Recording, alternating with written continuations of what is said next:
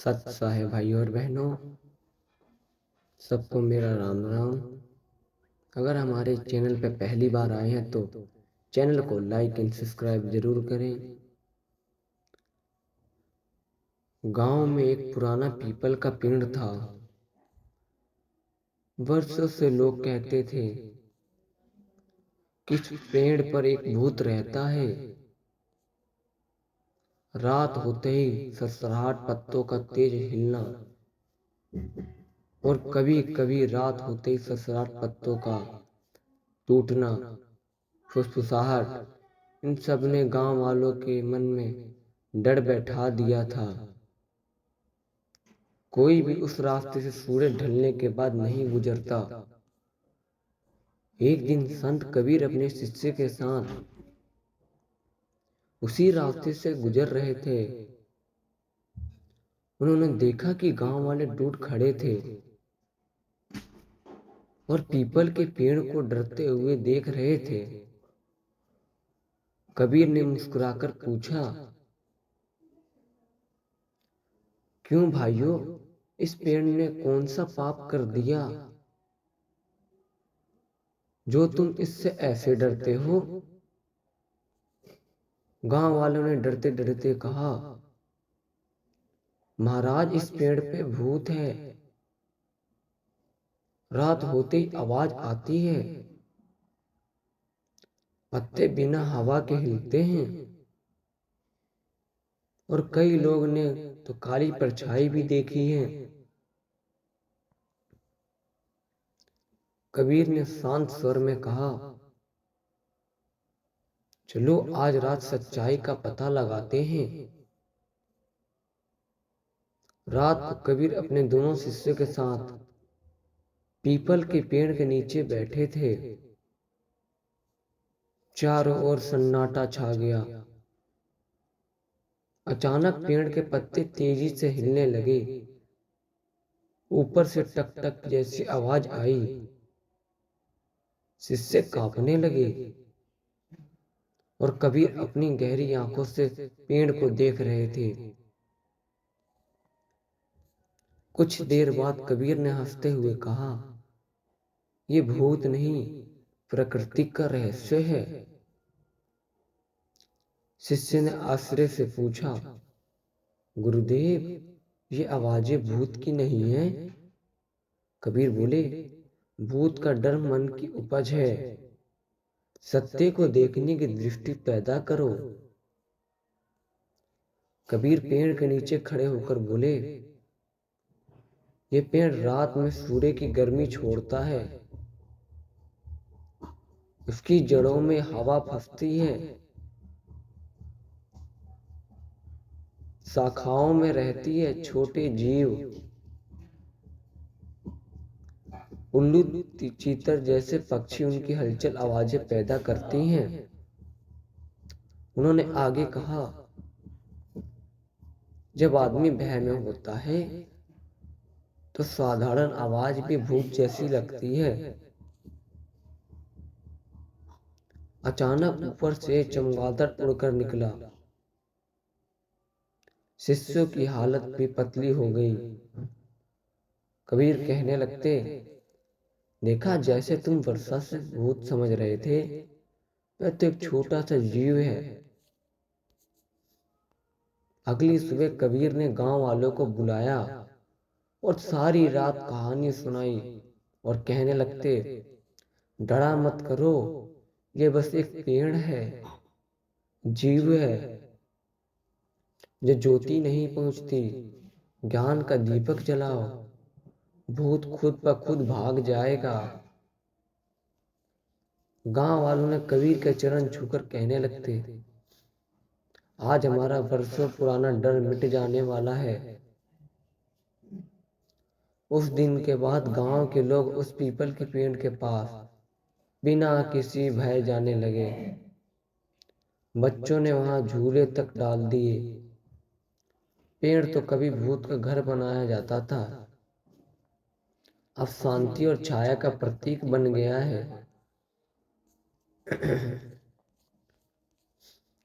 People के पेड़ का असली रहस्य जानने के बाद भी गांव के कुछ लोग मन ही मन अचंभे थे। वे सोचते रहते, कबीर तो संत है, उन्हें भूत कुछ नहीं कहेगा, पर हम जाएंगे तो क्या होगा। कबीर ने गांव वालों से कहा, आज रात तुमसे मैं कोई एक साथ चलेगा, ताकि तुम्हारा मन स्वयं सत्य देख सके। गांव में सन्नाटा छा गया, कोई आगे नहीं आया। तभी एक बूढ़ी किसान जिनका नाम रामू था, वे धीरे से आगे बढ़ी। महाराज, मैं चलूंगा, उम्र तो बहुत होगी, डर का क्या करूं। कबीर हंसकर कहते, यही सांस ही तो भूतों को मात देता है। उस रात कबीर, उसके शिष्य और बूढ़े रामू ने फिर वही स्थान चुना, पीपल का पुराना पेड़। जैसे ही रात बड़ी आवाजें दोबारा आने लगी, टक टक सर सर सर सर हो। रामू का दिल तेज धड़कने लगा। वह कबीर का कसकर पकड़कर बोला, महाराज, ये आवाजें तो सच में डरावनी हैं। कबीर ने कहा, इन आवाजों को ध्यान से सुनो, अब डर की जगह समझ का दीप जलाओ। रामू ने ध्यान से सुनना, तभी पेड़ की खोखली शाखा से फिर जोर की टक टक की आवाज आई। कबीर ने रामू को पास लेकर जाकर दिखाया। अंदर एक छोटी सी लकड़ी की डाली गिरकर फंसी हुई थी, जो हवा लगने पर पेड़ के तने पर टकरा रही थी।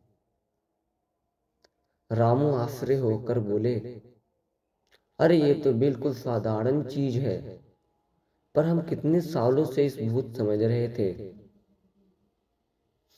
कबीर बोले, जब मन में डर हो तो साधारण चीजें भी असाधारण लगती हैं। रामू ने फिर शाखाओं को हिलते काली परछाई देखी और डरकर पीछे हट गया। कबीर हंस पड़े, चलो इस भी समझ लेते हैं। वे पेड़ की ओर बढ़े। जैसे वे नजदीक पहुंचे, एक उल्लू उड़कर निकला। उसकी छाया रात की रोशनी में बड़ी दिख रही थी। इसे लोग भूत की आकृति समझ रहे थे। रामू ने माथे पर हाथ रखकर मारकर कहा, महाराज, ये वही परछाई है जिससे पूरा गांव डरता था। कबीर बोले, और यही प्रकृति का चमत्कार है। छाया हमें वस्तु से बड़ी दिखाती है, पर उससे डरना सबसे बड़ी भूल है। धीरे धीरे पेड़ की ऊपरी शाखाओं में हूक जैसी आवाज गूंजने लगी। रामू कहने लगता, ये आवाज तो जरूर किसी आत्मा की है। कबीर ने रामू को ऊपर देखने को कहा। पेड़ की ऊंची शाखाओं के बीच छेद बना हुआ था। हवा उसके बीच गुजरते हुए सीटे जैसी आवाज पैदा कर रही थी। कबीर ने कहा, प्रकृति में हर आवाज का कारण होता है, भूत बस इसका कल्पना है। रामू आंखें खोल चुके थे। उसने पहली बार जिंदगी में भय की गांठ को टूटते महसूस किया। अगली सुबह गांव वाले इकट्ठा हुए। रामू ने सबको पूरी रात की कहानी सुनाई। पेड़ का रहस्य, हर आवाज, हर परछाई, हर वास्तविक कारण। लोग चकित रह गए। कई लोग हंसने लगे कि वह कितने वर्षों तक उल्लू की छाया को हवा की सीटे से डरते रहे। कबीर बोले, अज्ञान डर बनता है, ज्ञान डर को भगा देता है। जो चीजें हम समझ नहीं पाते, उन्हें ही भूत का नाम दे देते हैं। उसी दिन गांव के बच्चों ने पेड़ के नीचे खेलना शुरू किया और सभी का डर पल में मिट गया। रामू द्वार सच देखने के बाद भी गांव की हिम्मत तो बढ़ी, लेकिन कुछ लोग अब भी मन में सेंस ले बैठे थे। वे सोचते रहते, ठीक है, पेड़ तो भूत नहीं था, पर दुनिया भूत होते हैं नहीं। कबीर जानते थे कि डर मिटाने के लिए सिर्फ पेड़ की सच्चाई दिखाना काफी नहीं है। मन का अंधेरा तब तक नहीं मिटता जब तक एक जीवन का ज्ञान अंदर न उतरे। इसीलिए उन्होंने तय किया कि अब वे गांव वालों के भीतर भूत से मुक्त करेंगे। कबीर ने गांव वालों को गांव के चौपाले पर बुलाया। चारों ओर हल्की धूप थी, लोग उत्सुक थे। संत कबीर क्या कहेंगे? कबीर धीरे से बोले, तुम जानते हो दुनिया में सबसे बड़ा भूत कौन सा है? लोग एक दूसरे को देखने लगते।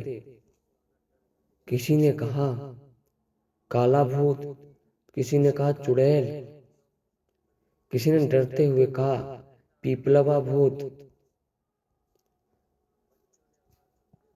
कबीर मुस्कुराकर बोले, सबसे बड़ा भूत है मन का भय। गांव वाले चौंक गए।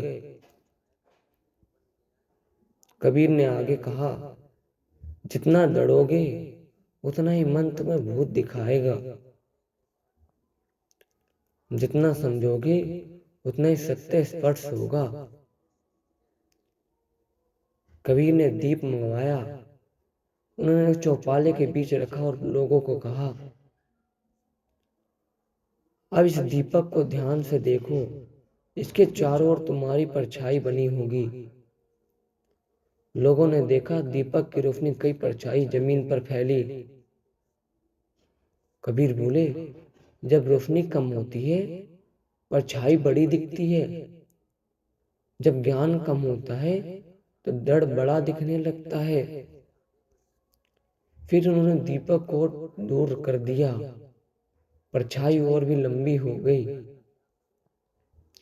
लोग चकित रह गए। कबीर ने कहा, डर की परछाई हमें असली चीज से बड़ी होती है। जहां ज्ञान नहीं होता वहां मन अपने आप कल्पना बनाता है, चरमराहट को आवाज मान लेता है, छाया को आत्मा मान लेता है। कबीर ने गांव के 15-20 लोगों को साथ लेकर शाम के समय फिर पीपल के पेड़ के पास चलना शुरू किया। आज सब बिना डरे साथ चल रहे थे, लेकिन दिल में फिर भी हल्की हल्की घबराहट थी।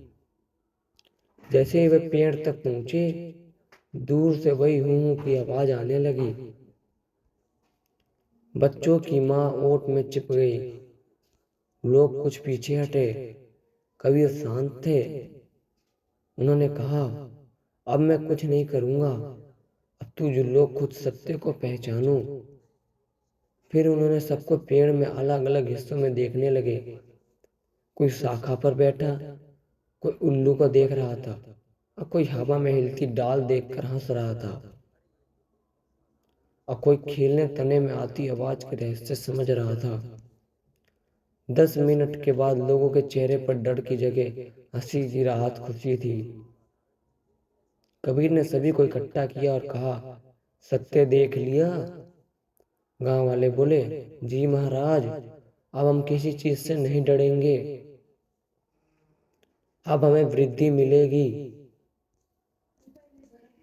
गांव वाले के मुखिया ने कहा, सदियों का अंधविश्वास ज्ञान आज भी मिट गया, यह कबीर की कृपा है। कबीर विनम्रता से कहने लगे, मैं कुछ नहीं किया, तुमने अपने आप भूत खुद भगाया है। रात को कुछ युवक ने देखा कि पीपल के पेड़ की शाखाएं हल्की सी नीली रोशनी छोड़ रही थी। सुबह होते ये बात आग की तरह फैल गई। पीपल का भूत वापस आ गया। रात में पेड़ चमक रहा था। कबीर ने ज्ञान के बाद भूत फिर जाग गया। लोग फिर डरने लगे।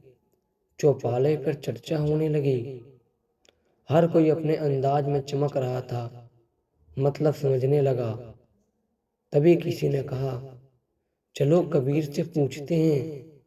कबीर जो पास ही बैठे चरखे का सूत काट रहे थे मुस्कुराकर बोले, सत्य फिर सामने आएगा यदि मन तैयार हो। कबीर गांव वालों को रात में पेड़ के पास ले गए। जब सब लोग पेड़ के चारों ओर खड़े हुए तो सचमुच शाखाएं पर कुछ जगह हल्की सी नीली में चमक रही थी। महिलाएं पीछे हट गई, बच्चे अपनी माओ को पकड़कर हो गए, कुछ लोग तो डर के मारे भागने ही वाले थे। कबीर बोले, जो भागता है वही कभी सत्य को नहीं देख पाता, जो ठहरता है वही रहस्य का समझ पाता है। कबीर ने एक सूखी डंडी से पेड़ की शाखा को हल्की हिलाया। नीली रोशनी चमक टूटकर नीचे गिरने लगी। जमीन पर पड़ा चमकता हुआ कण देखकर गांव वाले तंग रह गए। कबीर ने कहा, यह भूत नहीं, प्रकृति का जादू है। इन्होंने मिट्टी पर पड़े चमकते धूल के कण उठाए और लोगों को दिखाए। कबीर कहने लगे, ये छोटे छोटे कीट जिन्हें तुम जगमग कीट कहते हो, ये रात में हल्की रोशनी छोड़ते हैं। बारिश के मौसम में इनकी संख्या बढ़ जाती है और ये पेड़ के नमी में बैठ जाते हैं। लोग आश्चर्य होकर बोले, अरे ये तो भूत नहीं, चमकने वाले कीड़े हैं। एक बच्चा हंसकर कहने लगा, महाराज अगर ये भूत है तो बहुत प्यारा भूत है। लोग हंसी छूट गई। कबीर कहने लगते, अरे डर देखने में कीड़ का भूत लगता है और समझ से देखने पर भूत कीड़ा बन जाता है। गांव वालों ने कबीर को बताया कि कल रात उन्हें पेड़ के नीचे घूमती हुई परछाई भी दिखी थी। कबीर कहने लगते, वे भी आज भी देख लेते हैं। जब हवा चलती है तो पेड़ के पीछे रखे पानी के घड़े चांद की परछाई में बढ़कर आकृति के साथ तेजी से इधर उधर घूमने लगते हैं। सत्य है भाइयों और बहनों, चैनल को लाइक एंड सब्सक्राइब जरूर करना। राम